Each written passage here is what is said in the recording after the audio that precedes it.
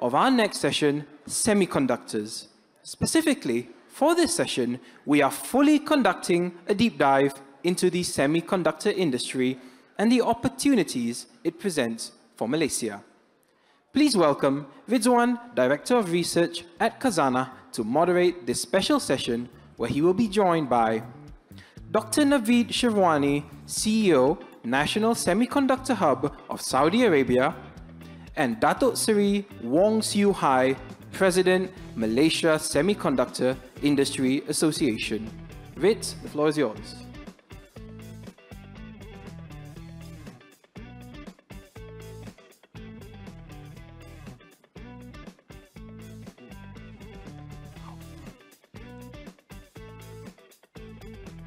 Right, good evening. I'm joined today by two distinguished ex-Intel veterans on stage. Dato Wong Siew, who is the president of the Malaysia Semi-Industry Association. He was at Intel. He was the GM of Assembly and Test Worldwide.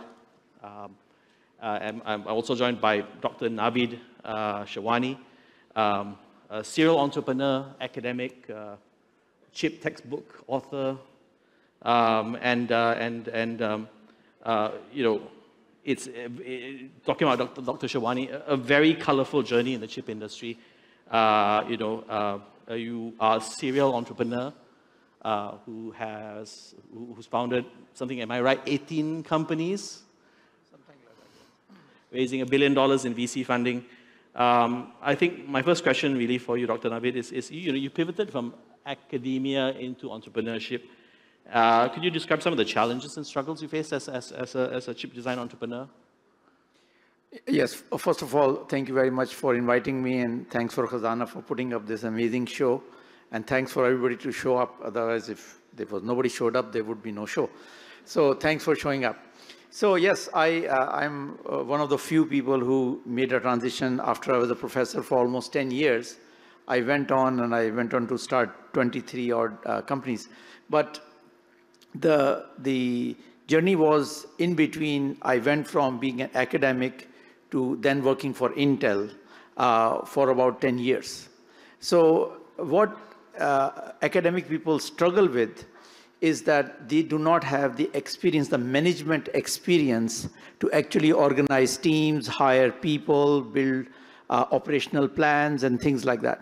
So I think in my case, the benefit was that while I had the zeal and ideas to start companies, I did not go and start the company directly. I was trained by Intel. In 1990s, Intel was an amazing company.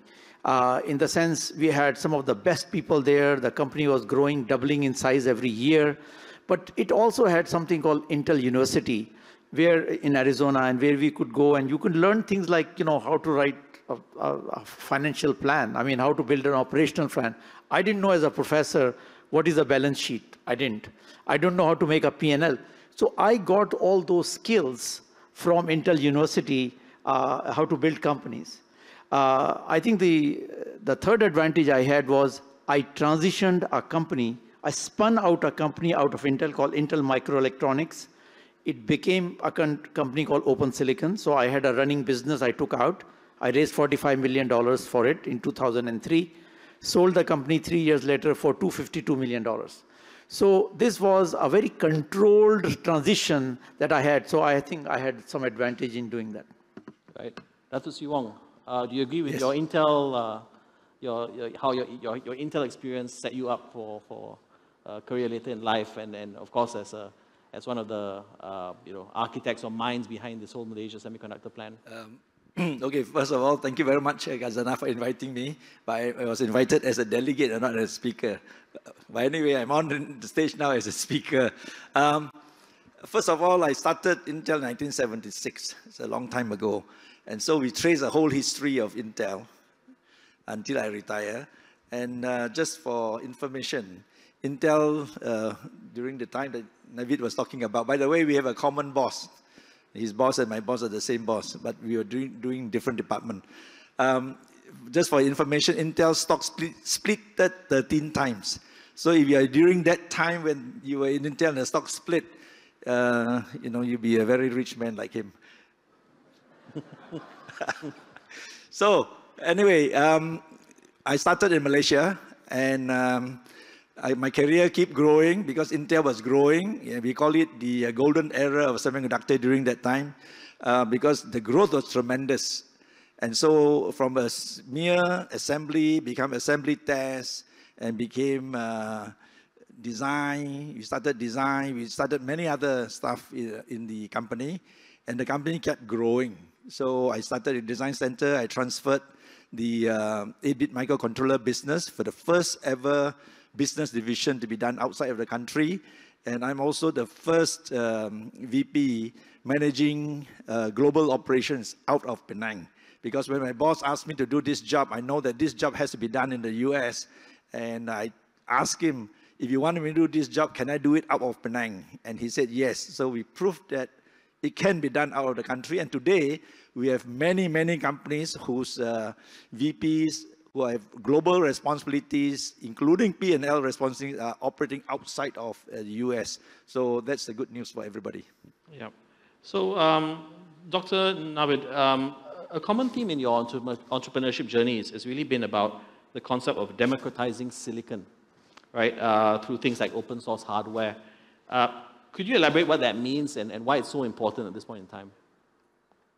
Yes, so by democracy of silicon, what we mean is that silicon does not belong to one nation, one region, one set of people.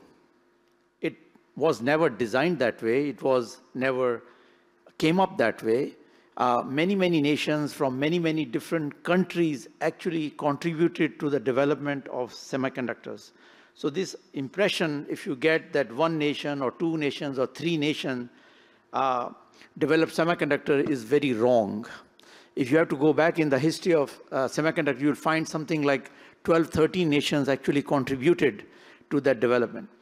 But the reason why, and just not me, many other people are dedicated to this cause of democracy of silicon, we think that we do not want silicon to go into an era where nuclear technology went and other places went, where 2 or 3 countries control silicon and deny silicon to other countries.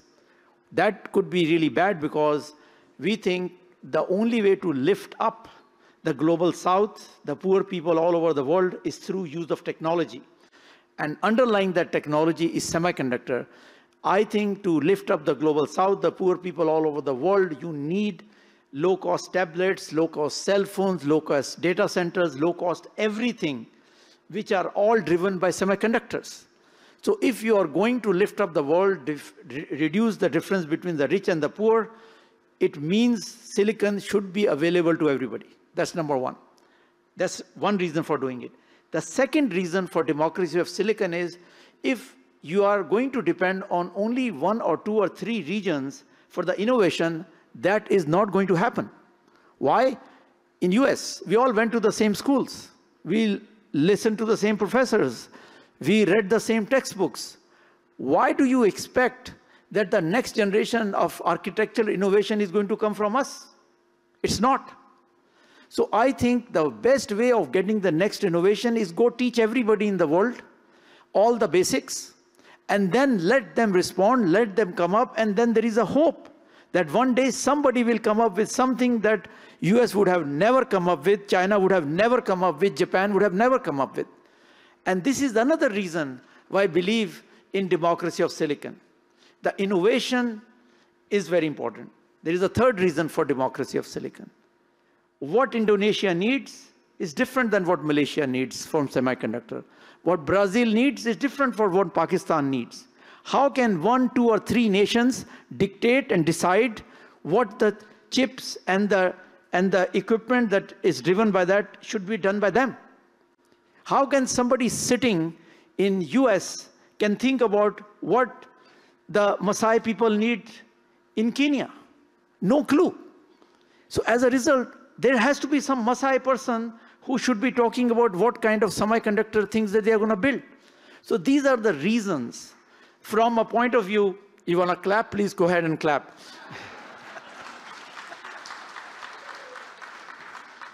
And I truly think that I do not want to see semiconductor become like nuclear technology. We did the world extreme harm by doing that. Today, if we had developed nuclear technology, we should not have to do what we are doing this in solar and wind and everything else. But putting a box around nuclear technology in 1970s, we all experienced the disaster. But the disaster of boxing in silicon is much bigger disaster than nuclear. So these are the three reasons why people like me believe democracy at silicon is very, very important. Yep. So the story of the chip industry has been very US-centric for the past 50 years, right? Both of you are Intel gentlemen, and you know this very well. It's all about driving costs down through Moore's law, through offshoring. But today, you have a situation where political considerations are suddenly a lot more important than costs, right? US, EU, China, driving government intervention through industrial policy, IP protection, etc. Does this really give any space for third countries like Malaysia? Does it give any space for us to play the field, so to speak, Dato Wong?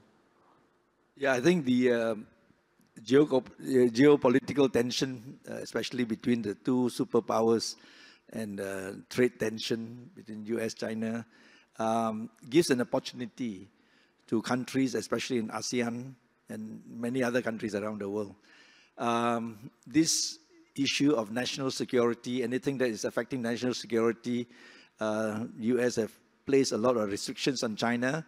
And so there are many things, whether it's tariffs, whether there are restrictions that they cannot ship to US and so on, opens up opportunity whereby many US companies who are in China, or who were in China, have to move some of the products outside of China because they can't ship from China to the US. So they moved out. And when they move out, and when the decision to move out straight away, they'll move out to countries where they already have factories. So Malaysia have, as you know, the Silicon Valley of the East is so-called. There are many of the US companies are already here. So they have moved out. So the same thing with the European companies who are in China. They also have factories in Malaysia or in ASEAN. So they move out. So Malaysia basically benefited from that. But it goes beyond that. You know, now this is looks like it's never going to end, as far as I can see. It will take a long time before everything will settle down. So I think they call it opportunity of a generation, whereby there are other things that China also need to do, which means that they will have to consider moving some of their factories outside of China, or even some of their development work out of China. And Malaysia as being a neutral country with similar cultures, you know, lots of people can speak Chinese. It's a favorite place for the companies in China. So I think we have good opportunities, especially in areas whereby the Chinese, or not even Chinese, can strengthen our ecosystem, because we have this +1. You know, we have China +1, Taiwan +1, you have US +1, Europe +1. They are all looking for so-called de-risking, mitigate risk, and Malaysia stands out as one of the countries that they would like to come to invest. It's one of their location of choice. So we need to seize that opportunity, especially, as I said just now, to strengthen our ecosystem in the assembly test, also strengthen our IC design by going up the value chain and so on. So this is opportunities.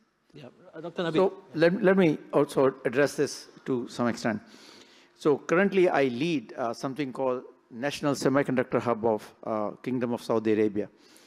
So it's a program which is trying to see how we can build a design ecosystem in the Kingdom of Saudi Arabia.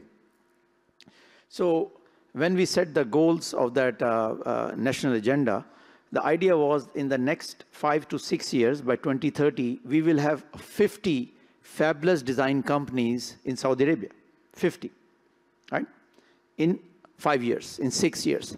So the goal this year, in 2024, was 5 companies, right? So many people asked me, how is that possible that a country which has no semiconductor company, you could have 50 in 6 years? It makes no sense. It's not even possible, right? So let me tell you that we announced the program on June 4th, right? 3 months. In 3 months, we have received 64 applications from companies, predominantly American companies, to help them move to Saudi Arabia. I, in my wildest imagination, would not have thought that 64 companies, I'll give you the number, out of the 64, 4 are South Korean companies, 1 is an Indian company, 5 is Egyptian company, everybody else is an American, and 2 Chinese companies, and everybody else is an American company. Why would American companies like to move out of America? Right? It makes no sense, right? It turns out that there are 3 reasons why they want to move out of America. 1, capital. Semiconductor companies are finding it very difficult, startups are very difficult to get because a lot of money is going into AI and software and so on and so forth. 2, global markets. If you are in US, likelihood is you will only serve US market. If you are at China, your likelihood is you will only serve China market. If you want to serve global market, you have to be in a neutral country. That's a benefit for Kingdom or for Malaysia. But the third, it is people want global talent. We want to be able to hire from anywhere in the world. In US, we have all kind of immigration issues now. I think Chinese are not really welcome, Indians. See, if you look at US companies, most of the people were either Indians or Chinese. You know, most of the students came from that. I used to be a professor. Half my students were Chinese, other half were Indian. It so happened. It's not a statement about race. It's a statement of facts. Okay? I think in the 10 years I was a professor, I had 1 Pakistani and I have 1 American student. Everybody else was Indian or Chinese. So I think if you think from that point of view, lot of people would like to move to a neutral territory, Malaysia. I think in order for that to become, Malaysia will have to solve 3 fundamental problems. Make sure its immigration allows people from all folks to come here very quickly and work, otherwise this will not happen. Second, availability of capital, that is very important. And make sure that it maintains its neutral status so that the companies here will truly be able to ship to any customer worldwide. Last point I want to make. Why would US be happy about it? Or should US be unhappy about it? Actually, I think US will be happy about it. This is a very surprising statement by me. It's the reason for that is US does not want not to have the chips. They just don't want to have the chips coming from China. So we are not trying to stop the supply of chips. We just don't want the chips coming from Chinese-controlled companies. If the companies are controlled by Malaysia or Indonesia or a kingdom, it's perfectly fine. So I think this move to neutral countries is not something that US is looked at as something negative, right? So I think this is a win-win-win situation. But finally, I think move to the neutral countries is a very big win for the world. Why? Because as we distribute these companies all over the world, I think better chips will be designed, chips will be more tuned to the needs of the local, and we will have a more global talent outside of Indians and Chinese. People will be trained and there'll be a more global participation. And I think it would be a really good thing that if we can distribute the entire global innovation system for semiconductors, which this war is doing, and that's why it is a great opportunity for Malaysia. I mean, yeah, I mean, news flow is still in a flux, right? I mean, you could have a Trump presidency next month. And obviously, is it that straightforward for Malaysia to walk the fine line between China and the US? Dato Wong, I mean, can we do this, right? Or are we going to be forced to make a choice? I want to take a non-US citizen take an answer of that. I'm a US citizen, I should be careful. I think, you know, Malaysia has been trying to be neutral because you can look at history. You know, US, when they first started semiconductor industry, we have companies from US and from Europe and even Japan, okay? And then out in time, then you have more different kind of countries invested in Malaysia, including China. So we have now an opportunity where the US companies continue to invest. If you look at Intel and all the others who have announced investment, they announced very significant investment announced of 7.1 billion for their new factories. And many others, TI and so on, announced big investment. You know, I mean, why would they announce big investment here if they don't trust a country, a confidence in our country? Because for the last 50 years, the people of Malaysia, they, you know, have demonstrated that they can perform and deliver all the results that this corporate are looking for. And therefore, with that confidence, they invested, continue to invest. So we're going to see US continue to invest as long as they see that Malaysia, who has these results, remain neutral. And the Chinese, they look for a solution, and therefore they are looking for a country that is also neutral, and therefore I think it is to our advantage we remain neutral and have a win-win, including Europe. You know, Europe today, they are also asking their suppliers and the companies to get out of Europe and find another country. And they are looking at Asia, and in Asia, they are looking at Malaysia. So I just made a trip. I led an industry visit to Netherlands, visited Eindhoven, met a few of the companies there, including ASML, and they are all very positive about Malaysia, and they would like to come. And so it is our opportunity to attract them and to show how capable and how Malaysia can execute. All right, so I think that's key. And some of them are already here, and they are so far very happy. So if you take the case of Infineon, who recently opened their silicon carbide fab, the CEO came and announced, they announced a total of 7 billion euro investment. That's a huge investment for them to have confidence in this country to put that kind of money, all purely because of the performance of the people. But he said, you know, the factory delivered the products. They did not deliver the products in the month that they planned for, but they did it 2 months earlier, meeting all the manufacturing goals that they targeted for and planned for. That speaks a volume for the people of Malaysia. I think you should give a clap to yourself, you know, applause. So that's the kind of confidence. So let me answer his question, which was specifically about if the Trump administration comes, what will happen, right? I think if you look at why semiconductor industry manufacturing moved out of United States, why the design moved out of United States, it's not because we are crazy people. We made sane decisions which was right for those companies, right? Those decisions were not based on we are trying to save costs. This is another, I was at Intel when we made the decision. All my companies have had design centers all over the world. We are not doing it because saving cost. It's not the case. This is another mistaken ideas and, you know, just stereotypes that are pushed. We did not have that kind of headcount that we were looking for. Running a factory needs a certain kind of headcount. Running a design center needs a certain kind of headcount. If we found the headcount in India, we moved our design center to India. Had we found in Timbuktu, we would have moved to Timbuktu. We have no bias against Timbuktu or bias for India. So I think our entire move of design centers and manufacturing out of US was based solely, do we have the right headcount or not? Trump administration or Kamala Harris administration has no fundamental solution. Suddenly, just because of change of administration, we are not going to suddenly have all this headcount available for us to move back the manufacturing back into US, right? So unless we address the fundamentals of the industry, we cannot move back the industry, no matter what the top-down direction is.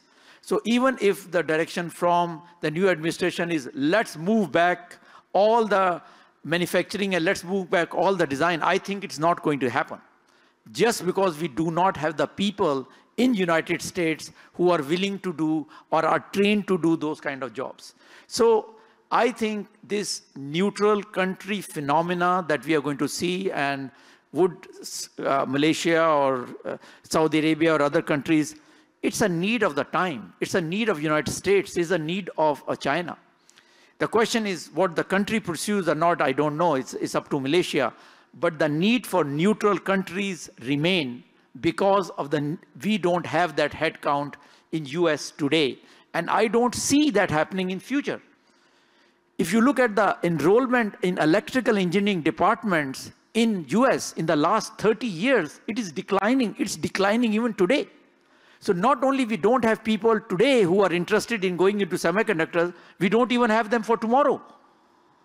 So what are we going to do? Make national policy that all manufacturing and design should come back? Then what? And we don't have the immigration policy to bring them back, which we were depending on. Don't have the immigration policy, don't have increasing student population in electric engineering. Where is this miracle going to happen? It's not going to happen. So I think this phenomena that happened in the last 30 years is going to continue to happen, because the people in the United States are not interested in electrical engineering, and our import of electrical engineers from outside has dwindled because of the immigration policies we don't want to pursue. So I think regardless of the administration, it is my feeling that we'll have to continue to do what we are doing today, is because these are more fundamental than the policy itself. All right. So can I just add on to this? I think I call this war on talent. I mean, Naveed just spoke about US also having shortage of engineers. They also have dwindling registration for engineering school. I think this is the same everywhere, you know, maybe except for a few countries, maybe like Korea and Taiwan or China. But other than that, everybody else is seeing a drop in the engineering school. So I call it the war on talent, because a lot of countries are coming to Malaysia to hire our people, including from China, from Taiwan, Singapore, US. Everybody is here looking for our people. And we have about 15% of our people leaving the country, just like many other countries. And so there is a gap, there's a hole. And we need, if we are going to grow, to support that forecasted growth of 1 trillion global revenue of semiconductor by 2030, Malaysia will have to grow at the same rate, just to be where we are, from 593 billion ringgit export to 1.2 trillion by 2030. We need to grow. If we need to grow, we need engineers and technical people. And our estimated was 60,000 engineers to support that growth at that volume. And we don't have the people. Not enough, okay? And therefore, we need to use the strategy of using other countries' talent and attract the best talent if we are going up the value chain to IC design and so on. We need the best talent to make all the things happen.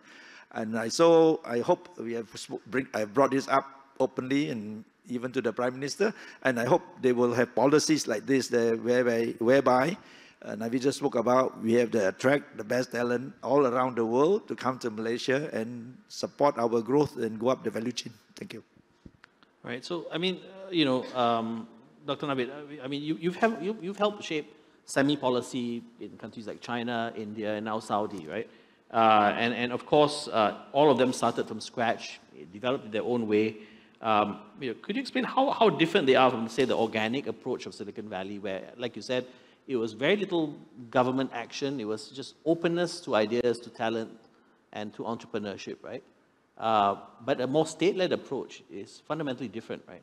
And how, of course, Dr. Siew, how will that apply to Malaysia in the sense that I'm very skeptical by nature of government being involved in business, despite working for Khazanah. You know, how do we reconcile this, right? The model that we're used to is an American laissez-faire model. So I think state has a role to play.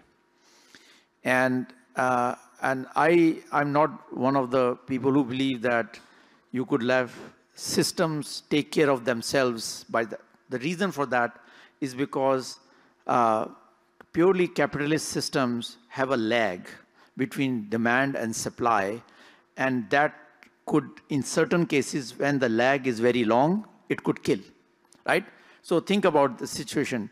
Today, the tomato prices are very high in the market.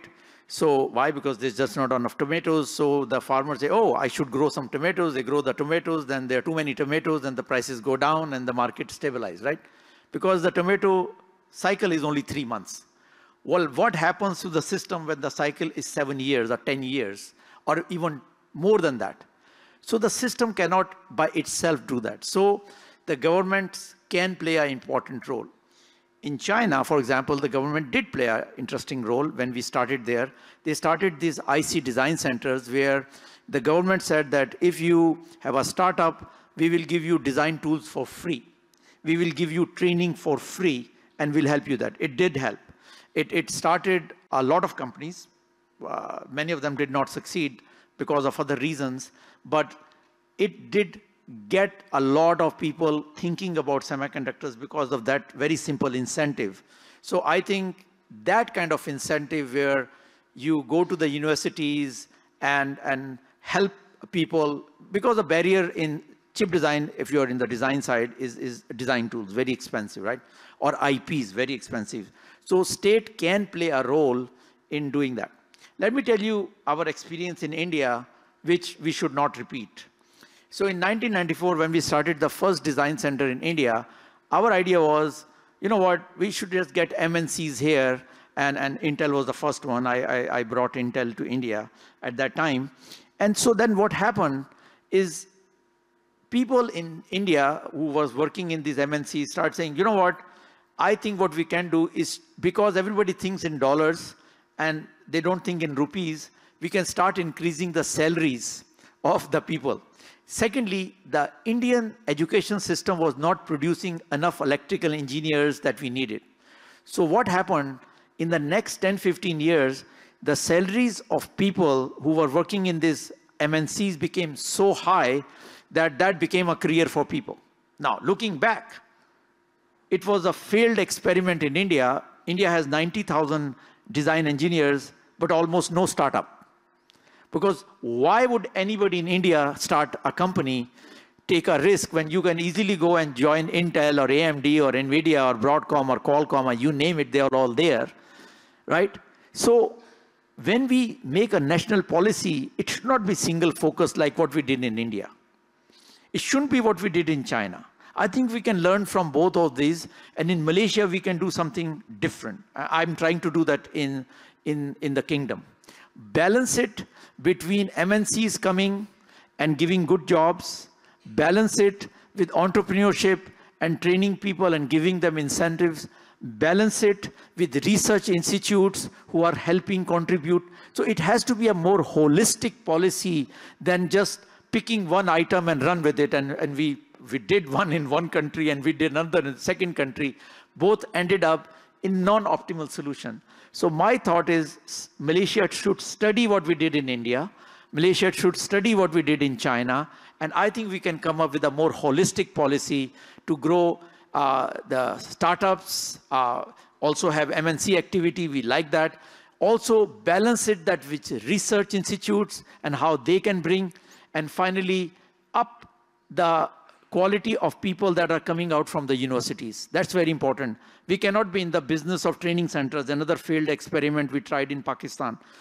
So universities will have to up the level of people in the 3rd and 4th year curriculum, have more chip design classes and things like that. So my proposal for Malaysia would be to learn from those countries and have come up with a more holistic approach. But it's doable.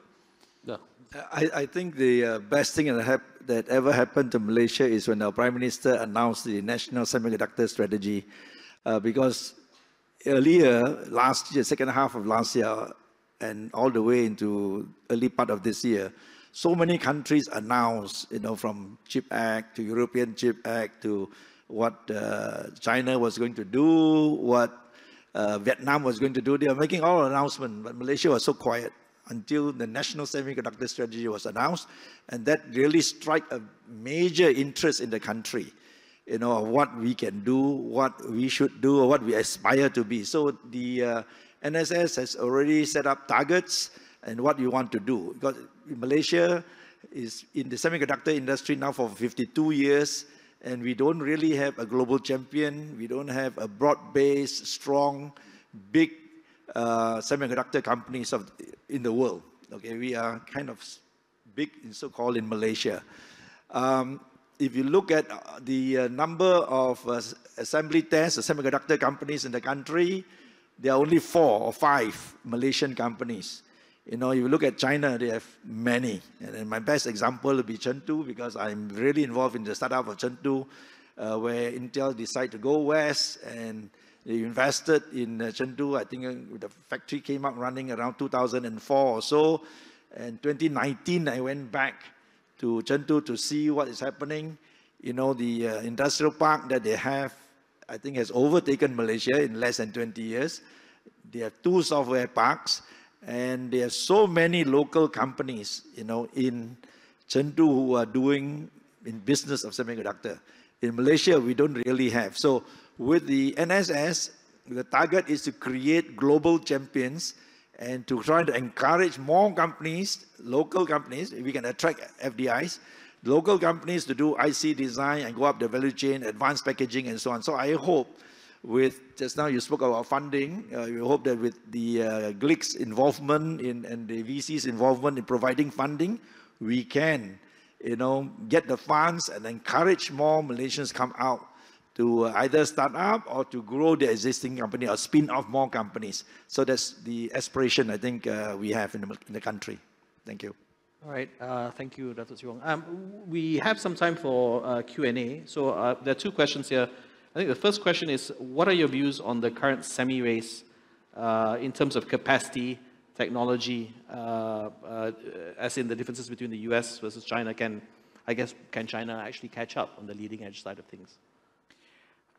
Let me take a stab at it. So before I answer this question, I think before we end this session, I do want to give a message to the audience.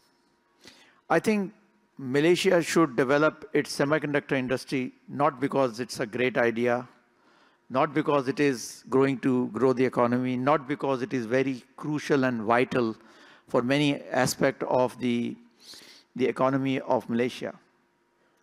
I think Malaysia should do that because it is important for the sovereignty of Malaysia. If you not develop your own semiconductors, you will not be a sovereign nation. This is a moment, this is a message that Malaysia should very carefully think about. Let me state that one more time. If you cannot develop critical semiconductor technology for yourself, you will not be a sovereign nation. The nations that will supply you semiconductor technology are going to dictate your major policies. This is very important. This is far beyond economy. This is far beyond jobs. It is far beyond any policy, right? So I think that's important. Now, in terms of race, capacity, I think given where we are today, it is foolish to think that some other nation which has capital, which has talented people, it has a national desire, and now that national desire is on steroids, will not catch up to US. It is just foolish to think like that. So it is my opinion and opinion of many other semiconductor experts is that China will catch up. I mean, if people are thinking of in terms of, let's say, equipment, 3 nanometer, 2 nanometer, number one. Number two, I think in certain areas it will exceed United States because of the sheer amount of the talent and the people they have. The question really is that on a technology treadmill, can US stay ahead? The answer to me is yes, but in very certain focused areas. And we should not try to do anything else anyway. So I think the US should focus on certain areas where we can be ahead, mainly because of the kind of talent and headcount we have in the United States. But trying to do that in every area of semiconductor is just simply foolish. And trying to deny some other nation, it's something it can buy you time, but it's not going to deny that nation. I think it's only a matter of time. It's my opinion.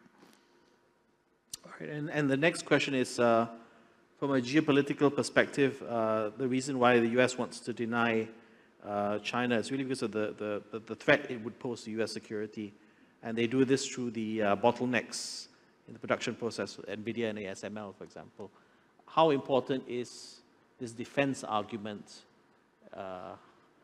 in reality? It's a false argument. There is no argument. If you think about that, defense of any country uses the chips which are at least 2 generations old, or maybe 3. So if you look at every missile program in the United States or all our fighter programs, they're probably using 28 nanometer or 16 nanometer chips. I really doubt even they're using 7 nanometer chips. So I think just on the defense equipment side, that argument holds no water whatsoever, and anybody will tell you that. On the other hand, if you say that AI or somebody's ability to outperform AI is a defense argument, national security argument, yes.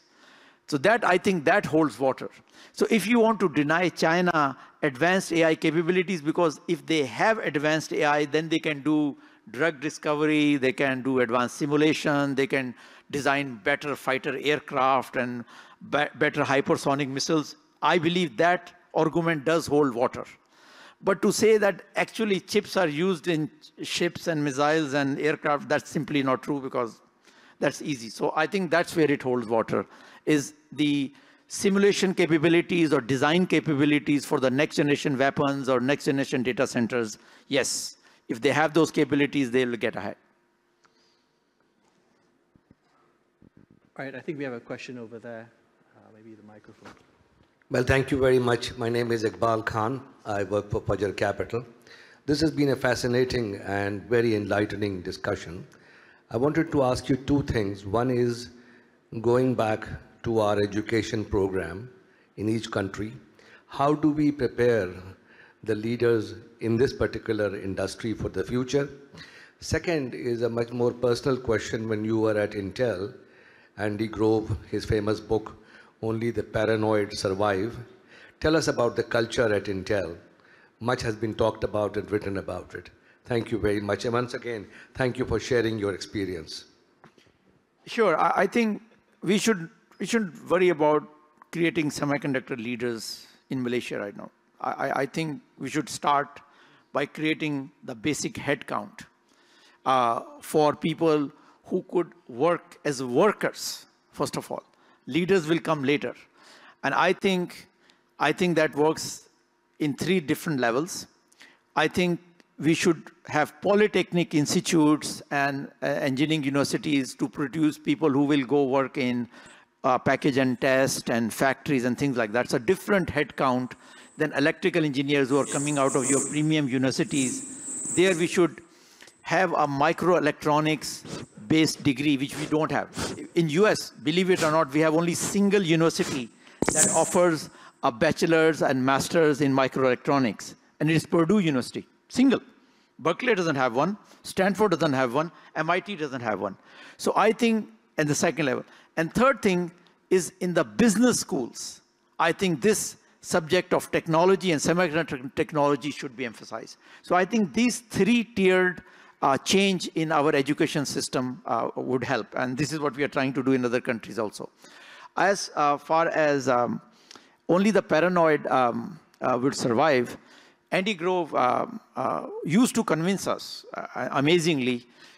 We were at Intel, we had 98% of the microprocessor business. AMD had 2% of the microprocessor business. And yet in every business update meeting, he used to convince us Intel is about to shut down. You know, it's a matter of 2 months. It's going to shut down because AMD has just come up with a new chip, and it is 10 times better than us. And it's only a matter of time. They will figure it out, and they'll shut down. And either we were foolish, or we wanted to believe him, or we treated him like a god or something like that. But he was very successful in setting up this moat. He had this stupid little diagram where there was this moat and there were crocodiles all over us. And we were about to be eaten by crocodiles. But he sold the story to us and we believed it for 10 years. But in the long run, it actually worked for us. And, you know, so that's how he did it. He was a master of creating this paranoia that, well, you may be ahead, but you're about to die. And let me tell you why. And Can I just add on the leadership question? Because if you look at the companies today, they are being managed by Malaysians. They are doing very significant jobs. You know, just now I mentioned that the vice presidents of some of the companies here, they are running P&L, some of them globally, which means they are running a few billion US dollars business from here, from Malaysia. So we have the talent, we have the leaders who are able to run business, who are able to run operations, and even design centers. We have a local company here who is designing IC product, even at the leading edge, 7 nanometers and below, you believe it or not. And they have many IPs that are already commercialized. So we have the talent. The question is, like what he said, if you are so well paid in the MNC, would you come out? And where are the funds and so on? So that's what I think the NSS is trying to do, and what the GLCs are trying to do. Say, I have the money, will you come out? I'm going to invest. So I think hopefully we have Malaysians who are willing to take that risk and come out, because we have the talent that can do it. Of course, the universities and so on can develop better our quality of engineers so that we have even more. But one of the advantages of Malaysia is that we have many students who are studying overseas, in the US, in England, Australia, everywhere. If we can attract them to come back, again, we add on to the diversity of our talent. For Andy Grove, now he's a very tough CEO, no nonsense. Even when we were in a recession, okay, and he was not making money in 1985, I think, during that time, he told us, he came out with a 125% solution. That is, work extra hours. I know you are going through a recession, but we want you to work extra hours, work your Saturdays, so that you take this time to do the things that you always say, I don't have time to do, clean up your factory and prepare for the upturn. That is the kind of person he is. Right. I think, do we have... All right, sorry, I think that's it for this session. Thank you so much. We don't have time for a last question, but please give a round of applause to our panelists today. Thank you.